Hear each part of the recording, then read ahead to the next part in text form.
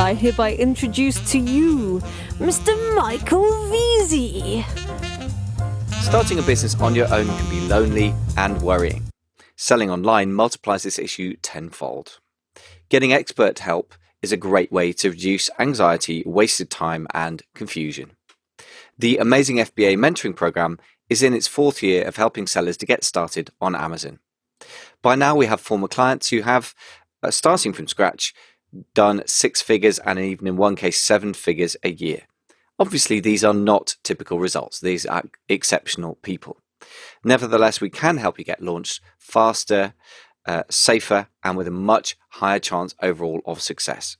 With clients from Melbourne, Australia to Manchester, England, we bring a genuinely international perspective. To find out more, go to amazingfba.com/mentoring. Thanks for listening. Ladies and gentlemen, boys and girls, welcome back to the Amazing FBA podcast. This is your host, Michael Veazey, and after coming up on somewhere close to 400 episodes, getting very used to doing that intro. Got a great guest in today and some very important topic because there's some updates recently from Amazon. Today's guest is Hanson Wu, who's the co-founder and the CEO of Feedback Wiz, which helps manage and enhance brand reputation for Amazon sellers via email automation and monitoring. This is a very slick corporate statement, Hanson. Let's dig into what that means in a minute, but welcome to the show. First of all, thank you very much for coming on. Hey, thank you, Michael, for having me on today. Glad to be here. Yeah, my pleasure to have you on as well. I mean, I know from our pre-show chat, I dug into some quite deep questions and I probed you, and you're very on it with statistics and also what you can and cannot tell from statistics. So a very clear-minded thinker about this, which is great. So the first thing and we ought to plunge into is the big news in the Amazon community is the terms of service updates around emails, or rather, is it terms of service update or is it an enforcement update? So that's something we need to discuss, right? So tell us a little bit more about your views on this. Yeah, so give everyone a little background. If you're selling in the US, you might have, since there's a lot of sellers that got hit with this email that Amazon sends that says your account has been temporarily restricted from sending proactive messages. And basically, it's anywhere from 120 hours to a 30-day restriction. So basically, you can't send messages to your customers, proactive ones that are. But if they do message you, then it's okay. You can still respond to them. So the problem that's going on right now is that a lot of sellers have been using languages, or sending coupon codes, or doing promotions, or marketing, or linking them to their website through the Amazon buyer messaging platform. And Amazon really hasn't enforced it too much until recently. So now they're under more pressure because there's a lot of news and stuff about how Amazon does their practices, and so they're now trying to enforce some of these terms of service violations. But what they've done is they've been sending out emails telling people like, hey, you can't send messages requesting reviews anymore, or you can't use links, or so there's been a lot of conflicting messages that Amazon's been sending. And actually, if you log into Seller Central, you'll see in your news section on November 17th, they actually send out a bulletin saying that, it's kind of their mistake. They didn't mean to send out all those, saying there's new TOS changes. There's actually no TOS changes. Really, it's just they're trying to enforce on the existing TOS. Now, however, there is one major change that everyone should be aware of, that now you can only send out one review request email per order. So back previously, you can send, 2 or 3. Some people send 4. And I think what's going on is a lot of buyers have been just flooded with these review request emails. And so Amazon has really just said, hey, now we can only send 1. So the only real update that I know of, and as of this recording, is that you can only send 1 review request email. However, I can discuss some of the things that are Amazon's actually flagging for. And, I've seen, thousands of accounts, I would say like maybe 10-15% of sellers are violating something in the TOS. I would say the most common mistake that sellers are getting flagged for really is when you're asking for a review in the email, you want to just ask for a review. You don't want to tie any types of if-then statements like, if you had a good experience with the product, could you leave us a review? Or if you didn't have a good experience, could you contact us? We'll make it right. And then could you leave us a review? So they don't want to have any type of incentivized reviews language in their email. I thought that, to be fair, I mean, first of all, thank you very much for flagging that up. And I suppose just to respond immediately to what you were saying, and then we'll kind of work backwards. I mean, I thought that anyone since October 2016 who's asking for an incentivized review in any way, for or shape or form, like, for example, if it's 5 stars, please leave a review. If it's 4 stars or less, please contact us, must be on drugs, because that's kind of obviously suicidal and a great way to get your account suspended. But are people actually still doing that? Because obviously you have access to the data for a lot of people's emails. Do people still do that? Yeah, absolutely. They've been doing that for years, and God, they just haven't gotten any type of, Amazon hasn't enforced it because it's kind of hard for them to detect it, right? So now, I don't know what. Interesting that you say that. I mean, I know several sellers who've been suspended over things like that. Actually, maybe I know stupid people. I don't know, but some of them are really, really sharp people doing a lot of money as well. So that's interesting that you haven't experienced that. I've experienced several people get suspended over that. Yeah. So to explain what's going on now is they've programmatically are suspending people. So meaning they've written some kind of code, have some kind of algorithm where they can actually go through millions of seller accounts to detect the language inside. And if they detect, certain keywords or certain type of language, then they'll automatically just slap you with this restricted proactive message.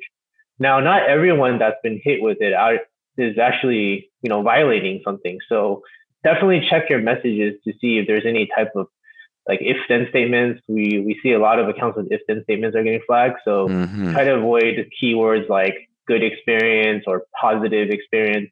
So they're checking for some keywords, and they're kind of just, suspending people like everywhere. So yeah, the usual Amazon thing, right? I mean, I suppose the trouble with artificial intelligence is that it's supposed to learn from experience, but it's a bit like putting a hyper clever baby in charge of something. Like, okay, it may be learning fast, but it has no experience of real life yet, so I guess it's going to make some crass mistakes, right? So I for example, I can imagine that I would put something in saying, hope you've had a good experience with your product, without in any way incentivizing them to leave a positive review or to leave out a negative one. So that's interesting. So that's a warning sort of statement. Interesting.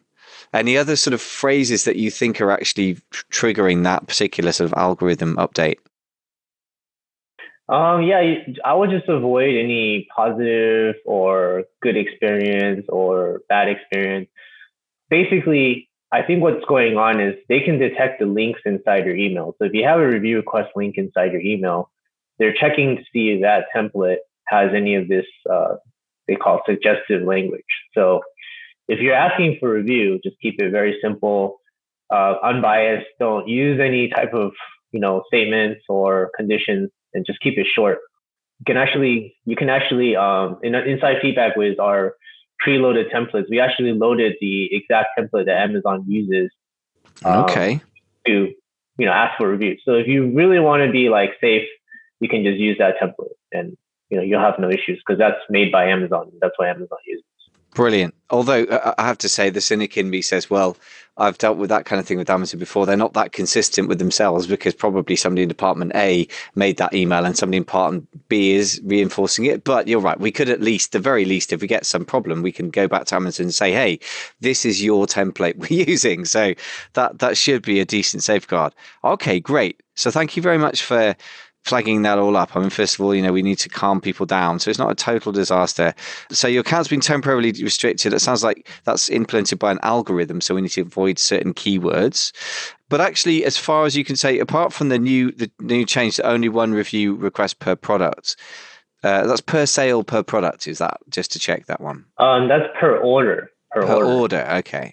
So you order several things, which, to be honest, a lot of this stuff is like everyone panics about GDPR, which over in Europe is a big deal. It'll come to you in America, I'm sure, because it's kind of the way things are going. But that was about, for example, as a business, I'm no longer allowed to cold email an individual private person Doesn't apply to business, by the way, which a lot of people don't know. But the thing is, that was never really good business practice anyway. And asking for a review several times was a really terrible way of emailing, in my opinion. You should be doing lots of things before or after that anyway. So I don't think it's as big a disaster as people are making out. And we'll be looking into that in a separate episode. But I just wanted to, you flagged up that you had lots of thoughts on the algorithm change. I thought it was a good idea to get into that. Any other thoughts about staying safe, or how should we respond to this? Is it really a big danger, or is it just as long as you stick within certain guidelines, you'll be safe? Or what's your view of that? Yeah, there's really no danger here. What they're doing is that if they flag your account, they're just preventing you from sending out proactive messages. They're not suspending your entire account. So you don't have to freak out about getting your entire business shut down. We've seen people like they get shut down for 30 days. They don't fix the problem. They get shut down for another 30 days. They don't fix the problem. They get shut down for 30 days. So it seems like they're just kind of just preventing you from sending emails. They're not really doing more than that. However, this can change. So definitely anyone that's using any type of email automation service, please check your templates. Please check your campaigns. Make sure you're not sending more than one review request. And also make sure that the language inside the review request template is within TOS. We have a blog, feedbackwiz.com blog. There's an article on how to avoid account suspension. And we actually highlight pretty much all the things you need to look out for. And we have all the links inside that direct you to the different pages. Within Amazon TOS, there's like 7 different pages. I don't know why, but that's just how it is. Yeah. And honestly, the language inside is actually very vague as well too. So when you read it, you're gonna interpret it as I'm not even allowed to send messages for review requests. So that's actually one of the most common questions that people are asking us is like, are we even allowed to ask for reviews? And the actual answer is yes. However, you might email an Amazon customer service rep and they'll tell you the answer is no. So there's a huge disconnect right now between Amazon and internally with their CSR. So you guys probably, experienced sellers on Amazon probably already know that the CSRs don't always know everything. And most of the time they might give you the wrong information because what they're really doing is they're just pulling up a page on the TOS site and they're just interpreting what they read. Oh, hell yeah. I mean, CSR, so customer service representatives, right? Yeah, I mean, they know less than good Amazon sellers in most experiences, in my experience anyway. I mean, unless you get put through to an expert who's in the whatever seller performance team, if you're at risk of suspension, or the whatever it is, the FBA team, the specialists, in which case they do know what they're doing, but you can't access them directly. So if you can access somebody directly, they probably don't know what they're doing, in my experience, to put it bluntly, or they may do, but it's highly variable. Does that tie in with your experience as well? Yeah, absolutely. Yeah. And the reason I'm speaking out about all these issues is really because I'm not Amazon, right? I'm part of FeedbackWiz, but we actually talk to the team that's in charge of buyer seller messaging. So these are the guys that are actually enforcing the rules, and we have active line of communication open with them, and they're giving us, telling us, hey, these are what you can do, you can't do, this is what we're enforcing. And just assuring that everyone that, sending emails through a third-party automation tool is perfectly fine. So there's really no issue with that. So if anyone's worried about using a tool to send out emails, as of right now, there's no problem. So don't have to worry about it. Great, thank you. Well, look, a lot of this stuff, it's funny because having been around the Amazon game for just over 5 years now, or like maybe 5.5 if you count the first few months of product research and training and ordering products before I started selling, it strikes me that nothing in the big picture, the strategy, has changed ever, which is Amazon wants customers to have a good experience. And you just got to think for yourself, because most of us buy on Amazon, right? First of all, I ignore most stuff I get from email from everyone because I get overloaded. The second thing is Amazon already told me that my product's been shipped or delivered. So having somebody else tell me that is not only superfluous, it's just confusing. I'm like, why would you do that? That's never been good practice, right? The other thing is, if somebody wants to create rapport with me, the best thing is just to ask me a simple question. And there's various different things that people have been doing for years. Good marketers, like, for example, Ben Cummings has been one of those people. Like, ask a question like, why did you buy it? What do you think of it? That's never going to go out of style. And then if you ask questions and then follow up with, if you like it, could you give us a review? Okay, that was understandable until October 2016. So that's the only thing that's really profoundly changed is don't ask for a review only if it's positive. But apart from that bit of language, it strikes me that everyone obsesses about the terms of service, and you should be aware of it. Of course. But having said that, a lot of it's common sense if you start from the point of view of the customer service experience, right? So I would like to get into, being sophisticated enough marketer and therefore avoiding the problems anyway, which is what we're going to talk about in the next episode. But any thoughts around that? I mean, am I being too optimistic with these statements, or does that sort of about time with your thinking?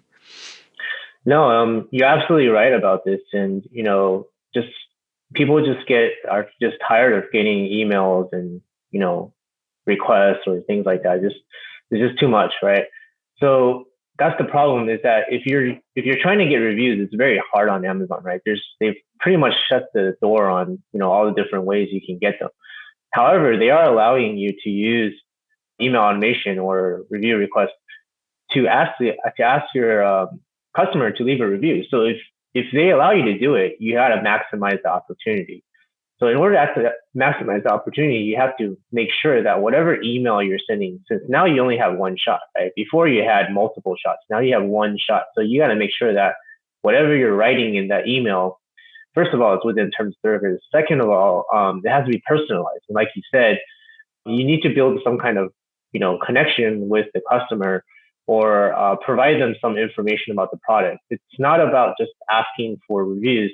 It's about creating a campaign or a strategy to kind of fluffen up the experience, or just, sending them something personalized. And then you can ask them for review. And then your chances of getting a review, goes up exponentially if you do that. In the other episodes that we're going to talk about is, the review request button, generic emails, what are some of the strategies on how to get higher review conversion. And, there is a lot of strategy, and a lot of sellers don't put the time or the effort to research it or think about how to do it. And they just automatically give up and say, hey, everyone's opted out, or hey, no one opens my email, and, this is useless, I'm not going to do it. But for the very experienced sellers, they definitely have something crafted up, and they are all using some kind of email automation tool, and they are getting results. Even though the percentages might be, realistically anywhere from 3 to 5% conversion, that's still better than less than 1% conversion with possibility of getting a negative review with that 1%. Absolutely. Yeah. And I have to say that also I've been working with some seriously sharp people in the masterminds that I run in London. And one of them came along with, he's a business owner and the CEO as well, or co-owner, I think, of a pretty substantial business that's scaling fast. And they came along with 1% conversion rate, I think about this time last year, and they've got it up to 4% now with a real mixture of strategies. But it really can change. I mean, that's a 400% increase, and also that's a huge win. If over time you're selling the same amount as another seller and you increase your review rate from 1% to 2%, you're going to drown them in positive reviews. You're basically eventually going to beat them based on the social proof, which we all know is so critical for the conversion rate. So it's so important to do it. As you say, just because it's a small percentage doesn't mean it isn't absolutely critical, because I couldn't say that really out of everything you can put on your listing, more positive reviews is the most important thing to get, right? I think even more important than, okay, as long as your photos are good enough, I think you have to obsess about photos because they're under your control. But in the end, Amazon's created the social proof site of all social proof sites, right? And I think that's it. That's what drives it. So we have to obsess about it. So talking of which then, which is why you've got you on, because it's super important. Talk about new stuff, and then in a new episode we'll get into why reviews matter so much, and we'll dig into that. But review request button, this is another new update that people are a bit confused about. So first of all, what is it? And for those who haven't come across it, or have come across it and don't know what's going on. Yeah, so about 2 weeks ago, sometime mid-November of 2019, Amazon launched this new button inside the orders page. Basically, it's a button that says request a review. And what that allows you to do is if you click that button, then Amazon will automatically send out one of their generic templates to help you get a review, basically sending out an email to the customer to ask for a review. So the reason why they launched this, and I'm speculating, but based on what I know, is really because of part of this TOS update that a lot of buyers don't understand, what to write inside their emails or what they can say, and Amazon just wants to give these sellers peace of mind, saying that, hey, we made it really simple for you guys. If you guys want to request a review, then you can press this button. You don't have to, message everyone and write all these nonsense and, get hit with a proactive email suspension. So it's really a convenience. Now, the drawback of using this button is that, first of all, it's a generic email coming from Amazon. Means that everyone that presses that button is going to get the same exact email. And what that email is going to have is just pretty much a description of what you bought. And it's going to have a picture of your product, the title, and it's going to have it's going to have 5 stars that are unfilled. And it's going to basically say like, how did your experience go, or something like that with question mark. And could you leave a rating? Very simple, a few words, nothing special. And, as many people have been selling on Amazon, they've been sending out these feedback request emails for seller feedback for a few years now, and it's been automated. And, the results on people responding to those emails is actually very low. Most people don't get much response because they get tired of it. After a while, when you get the same exact emails for every single order, same subject line, same content, they don't even open it because they already know what it is and they don't want to respond to it. So I know a lot of sellers are really excited about it and they really want to use it. And they think that, hey, I'm going to get great conversions, or, this is the way to do it. But honestly, over some time, you're going to realize that this is not a good way to get reviews because, first of all, you can't customize the subject line. The template is generic, can't automate it. And after some time, people are just not going to respond to it. And the biggest thing too is now you only have one review request chance, right? So if you press that button, then you're not supposed to send out another email using your email tool or anything like that. So you're kind of dampening your chances of getting reviews. So I wouldn't recommend using it, but if you're scared about getting hit with a proactive email suspension, or you don't have that many orders and you don't really care, then it's a nice, convenient way to ask for a review. Okay, but from what you're saying, so that there's 2 very, very big downsides. One of which is terrible open rate, presumably, or even if people open it, they'll just immediately go, "Oh God, it's this email again. I've seen the same thing," and won't read it and engage, so let alone click. And an email without a click, in direct response type email like that one is kind of waste of time, right? And even worse than waste of time, you're going to annoy people. So the second thing is, if you only get to use that one email and you cannot control the email follow-up sequence, it sounds like it's absolutely terrible unless you're really terribly incompetent at email marketing. Would you agree with that? It's just only for the very poor at email marketing by the sound of it. Yeah, 100% agree with that. And also, they do have an opt-out for that as well. So at the bottom of the email, it says, hey, if you don't want to receive these type of emails anymore, click on this link and you can unsubscribe. So it's the same mechanism as the seller communication.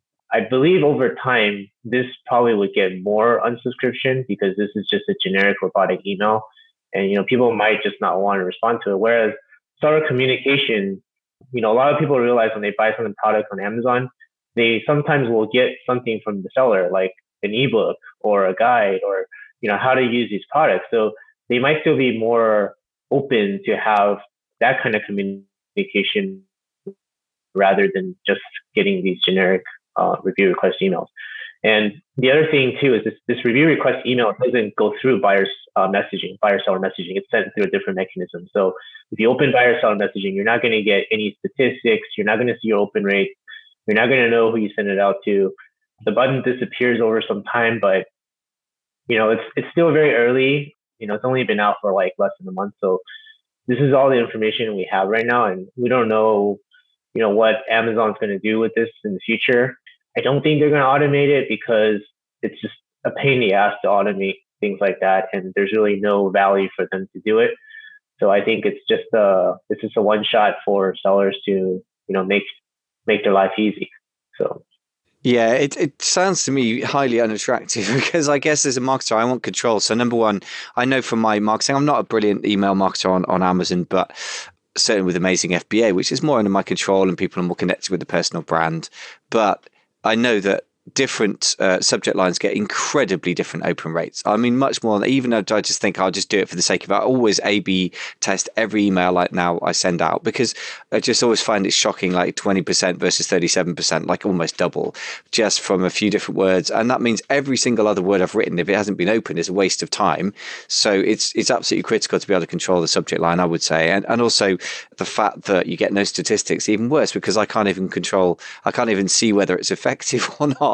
So to me, it sounds like a red herring. Like a lot of things on Amazon, it looks like a simplification and attractive, but it actually sounds like it does a lot of terrible things. So my feeling is that you just shouldn't be using that at all unless you're really incompetent. Is that? Would you agree with that, or is it just that is a bit harsh? No, I agree with that. You just, it's really easy to set up an email sequence with a third-party tool. Feedback was, you can literally set it up in 5 minutes, right? And if you have the data, you know what to write. Once you plug it and set it to go, you don't really need to manage it anymore, right? So if you spend that extra 10 minutes, you're going to get, 1,000 times return versus, being lazy. Because, selling on Amazon is not easy, right? You got to do every little thing and master every part of the business in order to succeed. So you got to do your due diligence and spend the time and effort to, 100%. 100%. And so this sounds like a bit of fool's gold, but thanks for the TOS update and the update on the, by the sound of it, to be avoided review request button at all costs. So you heard it here first, folks, or maybe you didn't hear it first, but hopefully that was a clear-minded, reassuring set of information from Hanson, who, as I said, has been talking directly to the guys at Amazon responsible for this. So I think we can lay a lot of myths to rest with that. So Hanson, thanks very much for taking care of that for us and explaining that so clearly. Yeah, absolutely.